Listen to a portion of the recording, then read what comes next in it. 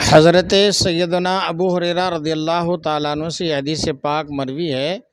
کہ رسول اللہ صلی اللہ تعالیٰ علیہ وسلم نے ارشاد فرمایا کہ اس ذات کی قسم جس نے مجھے حق کے ساتھ مبعوث فرمایا،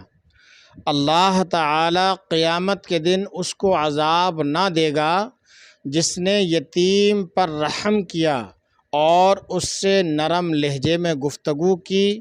اور اس کی یتیمی اور ضعیفی یعنی کمزوری پر رحم کیا،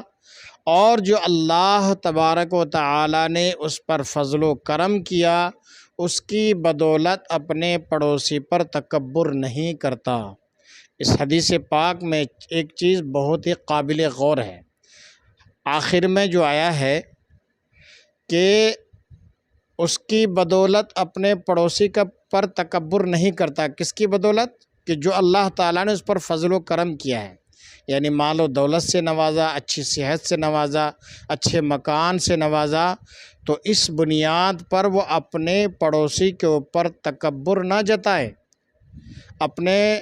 پڑوسی سے غرور اور ظلم و ستم کے ساتھ پیش نہ آئے،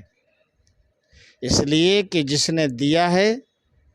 وہ لے بھی سکتا ہے، جس نے نوازا ہے، جس نے اٹھایا ہے، جس نے بلند کیا ہے، وہ گرا بھی سکتا ہے۔ تو اس میں اس حدیث پاک میں فرمایا کہ یتیموں کے اوپر رحم کرو، ان کے ساتھ نرم لہجے میں گفتگو کرو،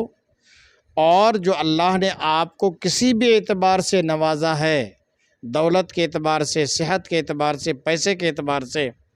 کاروبار کے اعتبار سے، تو آپ اس کی وجہ سے اپنے پڑوسی کے اوپر تکبر کے ساتھ پیش اور غرور اور گھمنڈ کے ساتھ پیش نہ آئیں،